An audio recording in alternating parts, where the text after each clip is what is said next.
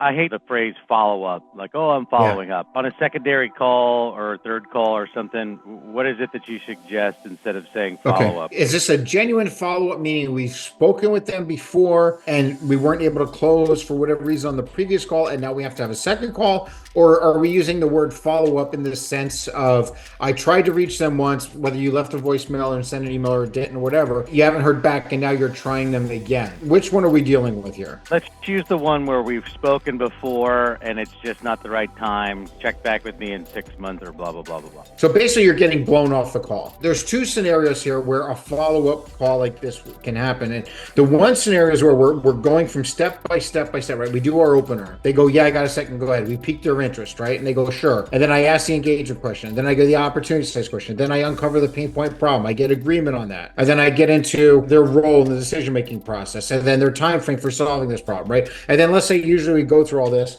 and then we go for a close. It's like, hey, can you follow up with me next week? We're going to handle that differently than if somebody's telling me early on that, hey, right now is just not, they're giving me a blow off. They're saying follow up with me next month, next 6 months, next year, whatever. So there's three separate ones now, right? The one, the blow off in the beginning, the blow off once you get going, and then the, hey, let's follow up next week after we're wrapping up the presentation, but they're not buying it, right? So you see that those different scenarios? Yep.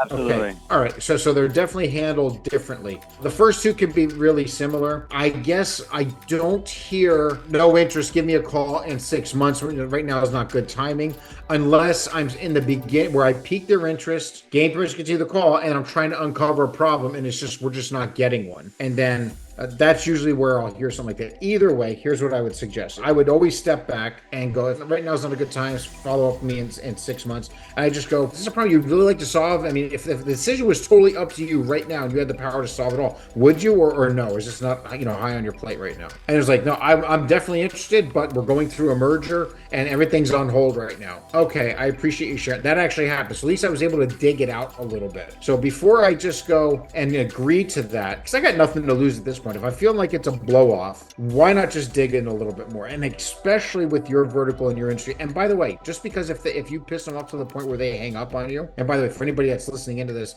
he's selling to car dealerships, the general manager of a car dealership. These guys are tough. They have thick skin. They're used to be the ones pushing the envelope, right? So they're not going to be offended if you push it back a little bit. So with that being said, when you contact them and they say, just give me a call next month or so, I would say, listen, if the decision was solely up to you, was this something you'd at least want to have a conversation about? I don't want to call you next month if this is something that's really not, high on your plate right now. There's a really good chance we can generate more money for you, but I am going to need to ask you a few questions and just feel them out.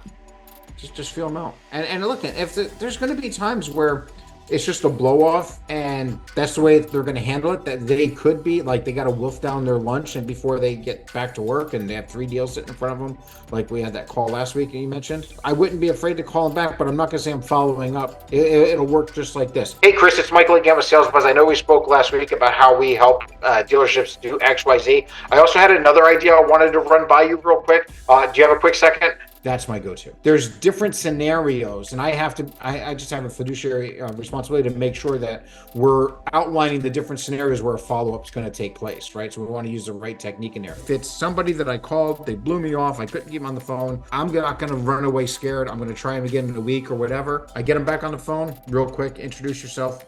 Your name, company. We spoke last week regarding how we helped. Don't say we spoke last week about our email campaigns. Speak about the result you generated as a competitor. Last week I mentioned about how we helped so-and-so generate XYZ, did $70,000 in extra revenue on our campaign.